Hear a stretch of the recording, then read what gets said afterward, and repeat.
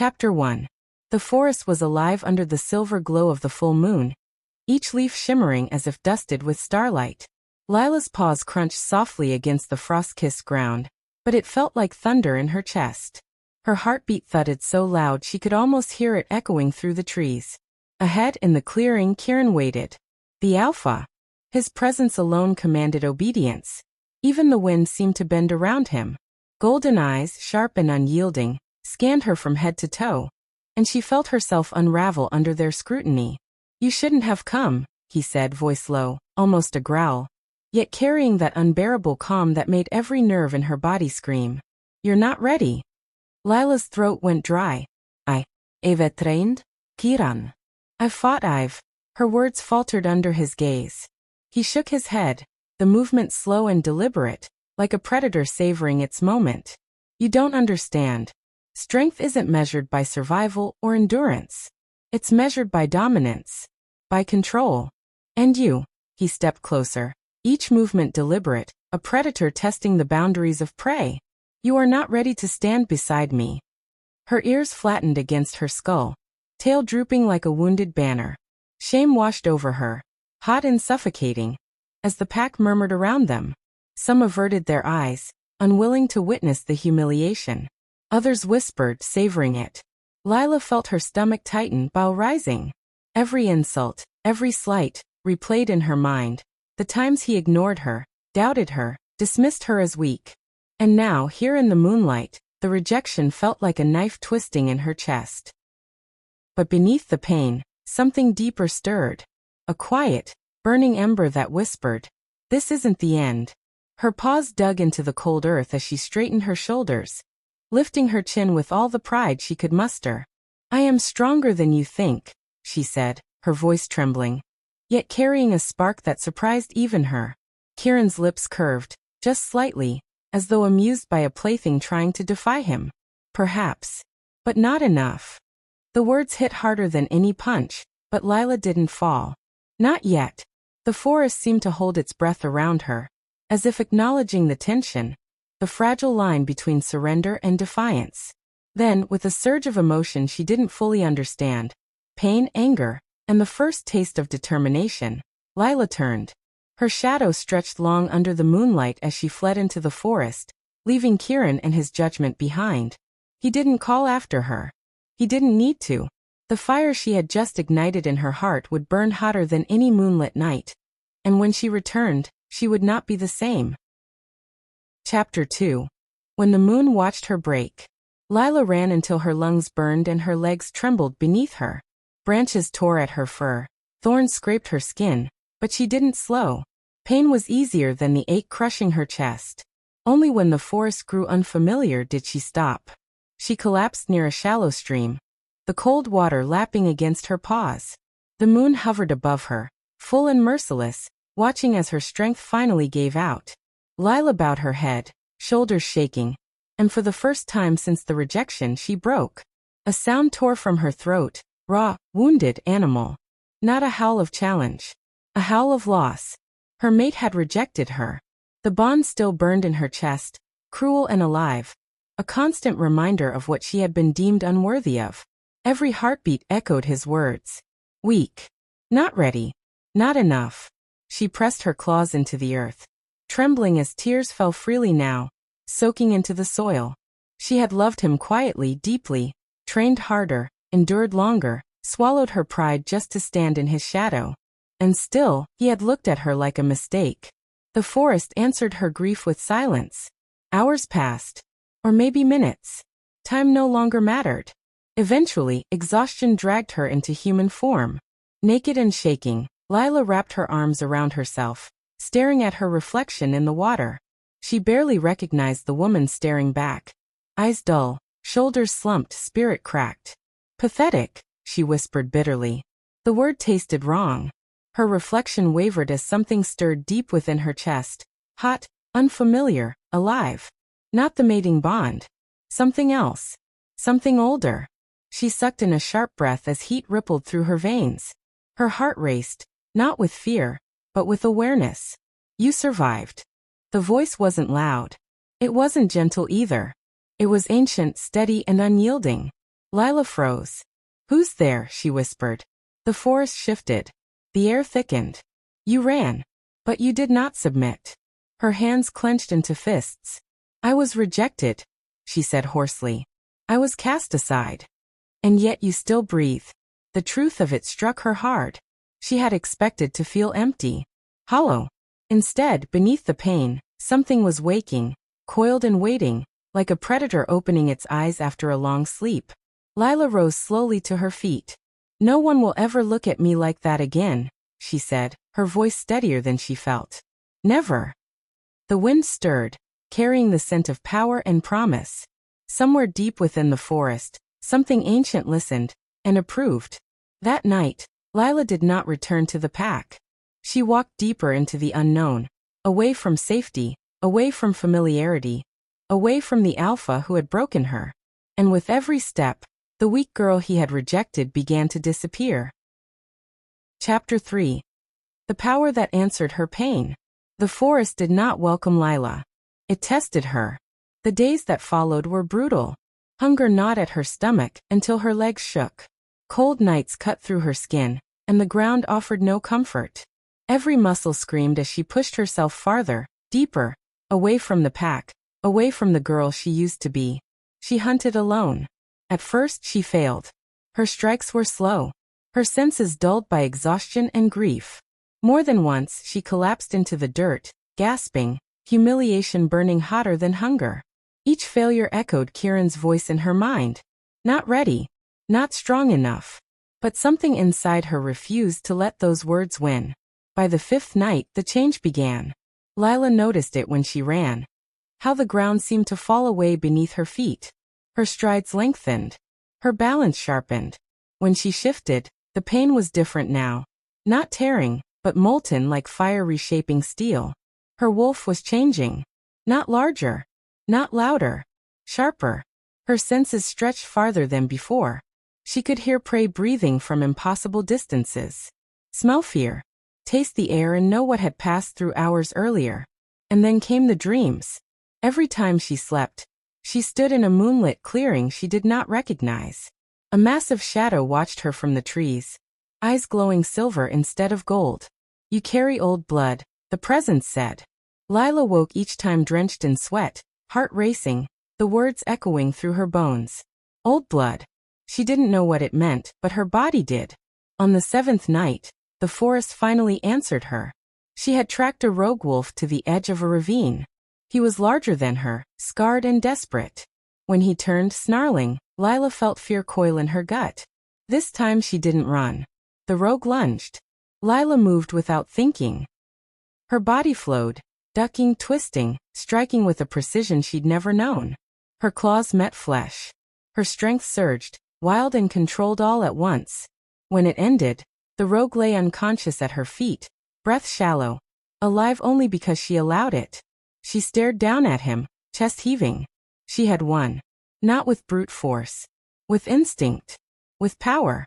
As the moon climbed higher, heat exploded in her chest, far stronger than before. Lila cried out, dropping to her knees as silver light wrapped around her like chains. Her wolf surged forward, howling not in pain, but in awakening. The earth trembled. For one terrifying moment, she thought she would shatter. Instead she rose. Her fur gleamed darker, threaded with silver along her spine. Her eyes burned brighter, no longer soft, no longer uncertain. The shadow from her dreams stepped into the clearing. An enormous wolf, ancient and imposing, his presence bending the forest itself. "You are not broken," he said. "You are becoming." Lila swallowed hard. "What am I?" The ancient wolf's gaze was heavy with truth, the kind of female alphas fear and regret losing. The vision faded. The forest stilled. Lila stood alone, but she was no longer the same. Far away, beneath another moon, Alpha Kieran stirred in his sleep, a sudden unease tightening his chest. The bond pulsed once, painfully. For the first time since rejecting her, he felt fear. Chapter 4. When she walked back in. The pack felt her before they saw her. A pressure rolled through the territory like an unseen storm, heavy and electric. Wolves paused mid-stride. Conversations died. Even the guards at the border stiffened, noses lifting as a scent reached them that made their instincts scream. Power. Lila stepped out of the trees just as the sun dipped low, painting the sky in blood-orange streaks. She walked calmly, spine straight, steps unhurried. No trace of the broken female who had fled under the moon weeks before. Her presence demanded space. The guards shifted uneasily, unsure whether to challenge her. One of them swallowed hard. Elila. She didn't slow. Announce me, she said, her voice cool, steady. Alpha level. The words alone made their hackles rise. By the time she reached the central clearing, the pack had gathered. Murmurs rippled like nervous insects. Eyes followed her every step, some confused, some wary, some unable to look away. And then, Kieran. He stood near the alpha stone, broad shoulders tense, golden eyes narrowing as her scent hit him. The bond slammed into his chest like a fist. His breath hitched before he could stop it. She looked different. Not just stronger. Untouchable. Silver threaded subtly through her dark hair. Her aura wrapped around the clearing, pressing down, demanding acknowledgement. Instinct forced wolves to lower their gazes, wolves who had once laughed at her weakness. Lila stopped several paces from Kieran. Silence fell. You came back, he said at last, his voice controlled, but his eyes betrayed him. Hunger. Shock. Something dangerously close to regret. I never left to be gone forever, she replied calmly. I left to become. A ripple of gasps spread through the pack. Kieran stepped closer without realizing it. The bond tugged hard now, desperate and alive. You should have stayed away, he said quietly. You don't know what you're carrying. Lila smiled. It wasn't warm. It wasn't kind. I know exactly what I'm carrying, she said. And I know what you threw away. The words struck him harder than claws. For the first time, Kieran felt the shift, not in her but in himself. The power imbalance had flipped, and his instincts knew it. His wolf paced uneasily, unsettled by hers. You rejected me publicly, Lila continued, voice carrying across the clearing. Tonight, I return publicly. Not as your mate.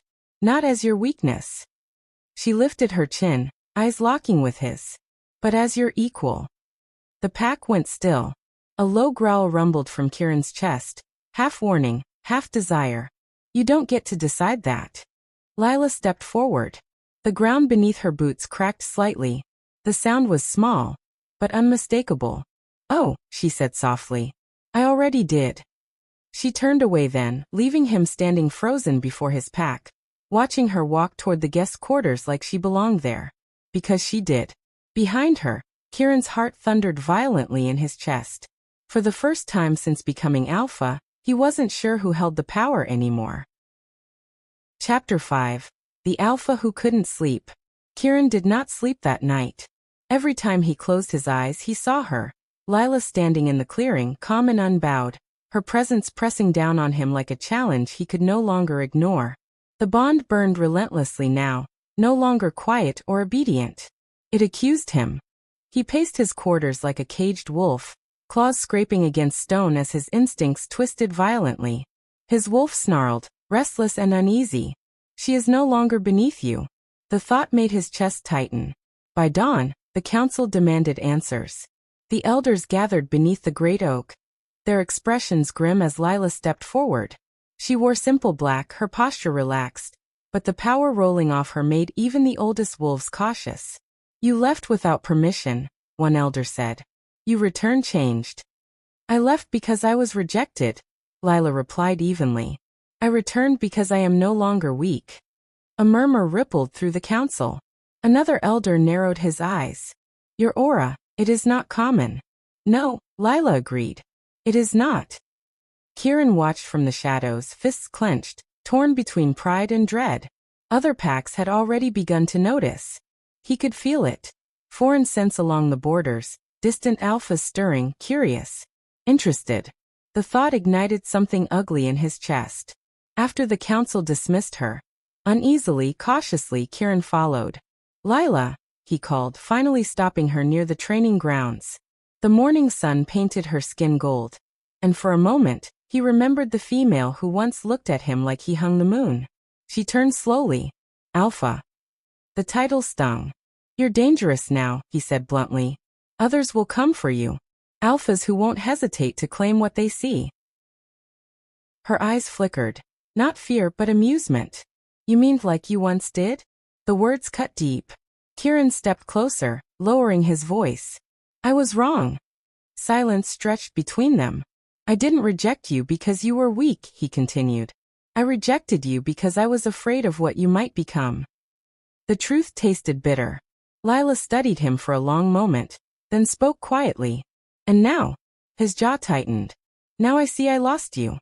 The bond surged violently, aching desperate. Lila took a step back. You don't get to reclaim what you broke, she said softly. Not because you regret it, but because I survived it. She turned away, leaving him standing alone in the dust, the weight of his mistake crushing down on him. That night, scouts reported movement beyond the borders. Another alpha had sensed her, and Kieran realized too late. Rejecting Lila hadn't made him safer. It had made her desired. Chapter 6. The Alpha Who Came for Her. The warning horn shattered the night. Its low, urgent cry echoed through the packlands, ripping Kieran from restless pacing. His wolf surged forward instantly, hackles raised, instincts screaming intruder. By the time he reached the border clearing, torches blazed and warriors stood tense, claws half extended. And at the center of it all, him. Alpharidian. Tall, broad, his presence heavy and deliberate, silver eyes gleaming with interest as they locked onto Lila. He stood far too close to her, inside her space, with the confidence of a predator who had already chosen his prize. So this is her, Ridian said calmly, voice carrying easily through the clearing. The one the forest is whispering about. Kieran's chest tightened painfully. Step back, he growled, alpha command rippling through his voice. Ridian didn't even look at him. You rejected her, he replied mildly. That makes her unclaimed. The word hit like a blade. Lila stood between them, calm as the eye of a storm. She felt the tension crackle. Two alphas measuring each other, dominance thrumming thick in the air. But for the first time in her life, she was not the prize. She was the power. I didn't come to be claimed, Lila said quietly. Ridian turned to her, eyes bright. No, he agreed. You came to be chosen. Kieran saw it then, the respect in the rival alpha's stance. The way he waited. The way he didn't reach for her. It made the regret burn hotter. This pack is under my protection, Kieran snapped. You have no right to sense ancient blood and investigate? Ridian finished smoothly. On the contrary, I have every right. The ground shuddered. Silver light rippled outward from Lila's body. Unbidden but controlled, pressing both alphas back half a step. Gasps rippled through the gathered wolves. Her eyes glowed, not gold, not silver, but something deeper. I will not be fought over, she said, her voice layered with power. Not again. Not ever. Silence fell. Ridian bowed his head slightly. Kieran did not. Lila, Kieran said, voice rough, stripped bare of command. Come back to me. Let me make this right. The words hurt more than the rejection ever had. She turned to face him fully. You didn't lose me when you rejected me, she said softly. You lost me when you watched me walk away, and felt relieved. The bond screamed between them, raw, fraying, breaking. Kieran staggered. Ridian straightened. The ancient power within you doesn't belong in a cage, he said to Lila. Come with me. I'll give you a territory of your own. The offer stunned the clearing. Lila closed her eyes briefly, feeling the truth hum beneath her skin. When she opened them, her decision was clear. I won't belong to any alpha, she said. Then she turned, to the pack, to the watching wolves, to the forest itself. But I will lead. The earth answered her. A shockwave of power rolled outward, forcing every wolf, Kieran included, to one knee. Lila stood untouched at the center. Kieran bowed his head at last. Not as her mate, but as her subject. And in that moment she knew. The girl who had been rejected under the moon was gone forever. Chapter 7. The Moon's Final Choice. The pack took days to recover from what Lila had done. Wolves whispered her name with reverence now. Not as a rejected mate. Not as a rumor. But as a force the moon itself had answered. The elders moved carefully around her, their words measured, their gazes lowered. Kieran kept his distance. Not because he didn't want her, but because he finally understood that wanting her no longer gave him the right to reach. On the third night, Lila stood alone at the edge of the cliffs, the full moon hanging low and luminous. The wind tugged gently at her hair, as she listened to the steady rhythm of the land beneath her feet. "You always liked this place." She didn't turn. She knew his voice too well. Kieran stopped several paces behind her, respecting the invisible line she had drawn. "I came to say goodbye," he said quietly. That surprised her. "You're leaving?" she asked. He nodded. "The pack needs stability. And right now, I'm not it." He exhaled slowly. "You are." The bond pulsed, faint now, no longer a chain, more like a memory. "I loved you the wrong way," he continued. "I thought protecting my title mattered more than protecting you. And when you walked away, I told myself it was mercy." Lila turned then, meeting his eyes. "And now?" she asked. "Now I know it was fear." Silence stretched between them, thick with everything they had been, and everything they could never return to. "I don't ask for forgiveness," Kieran said, voice rough. "Only the chance to earn peace with myself." The honesty disarmed her. Lila stepped closer, close enough to feel the warmth of him, close enough to remember, but not close enough to surrender. "The moon didn't make a mistake," she said softly. "It broke me so I could become something whole." She reached out, pressing her palm briefly to his chest, right over the bond. It flared once, then faded. Kieran sucked in a sharp breath as the connection dissolved completely. She stepped back. "I choose myself," Lila said. "And for the first time, that feels like love." Kieran bowed his head, not in defeat, but in acceptance. As he walked away, the forest felt lighter, stronger. Lila turned back to the moon, lifting her chin as its silver light wrapped around her like a crown. She was no longer waiting to be chosen. She had become the choice. If you enjoyed this werewolf romance story, please like, comment, and share this audiobook with other romance lovers. Your support helps this channel grow and brings you more powerful stories like this one.